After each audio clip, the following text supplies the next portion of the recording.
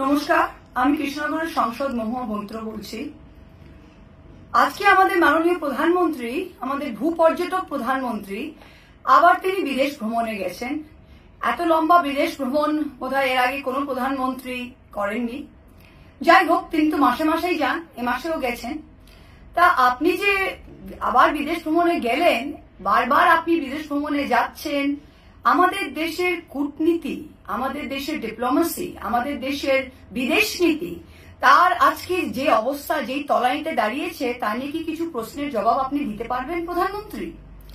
প্রথম, যে আজকে leader of the free world যিনি প্রেসিডেন্ট ডোনাল্ড ট্রাম্প, মার্কিন যুক্তরাষ্ট্রের রাষ্ট্রপতি, তিনি কিন্তু বারবার বলে যাচ্ছেন তিনি ইন্ডিয়া আর পাকিস্তানের মধ্যে ভারত পাকিস্তানের যুদ্ধের বিরতি তিনি করিয়েছেন। তিনি বারবার বলে যাচ্ছেন।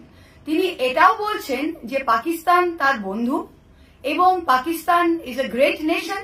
তিনি ইন্ডিয়া এবং পাকিস্তান, ভারত পাকিস্তানকে কিন্তু একসাথে একই জায়গায় নামিয়ে এসছে। আজকে ভারতীয় প্রধানমন্ত্রীর যে সম্মান তার কাছে, পাকিস্তান প্রধানমন্ত্রীও তার থেকে বোধহয় একটু বেশি সম্মান পাচ্ছেন। পাকিস্তানিরা গিয়ে দুপুরের ভোজন করছেন আজকে ডোনাল্ড ট্রাম্পের সাথে। তা আপনার যে এত বিদেশ নীতি, এত কূটনীতি, এটাই হলো? যারা সন্ত্রাসবাদকে দেশের নীতি, প্রাতিষ্ঠানিক নীতি তৈরি করে ফেলেছে, সেই দেশ পাকিস্তান, তাদেরকে একঘরে না করে আজকে ডিপ্লোম্যাটিকলি, কূটনৈতিক দিক থেকে কিন্তু ভারতই এক ঘরে হয়ে গেছে।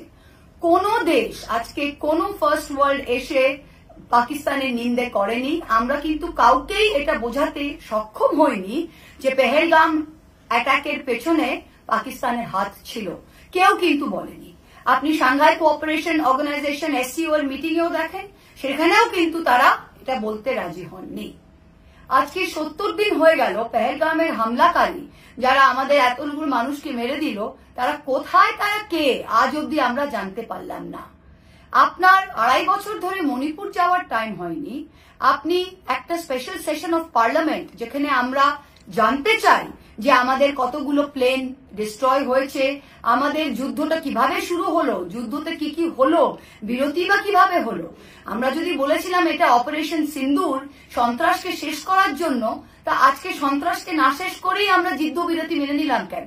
এই কয়েকটি প্রশ্নের উত্তর আমাদের জানা দরকার।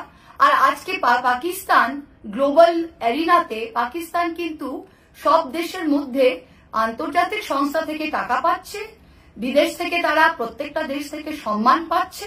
তা আপনি যে আবার ঘুরতে গেছেন প্রধানমন্ত্রী, এর ফলটা কি? আর এতদিন যে আপনি ভ্রমণ করেছেন, এর আমাদের বিদেশ নীতিতে কি লাভ হয়েছে? এই প্রশ্নগুলোর উত্তর একটু বলতে পারবেন? ধন্যবাদ।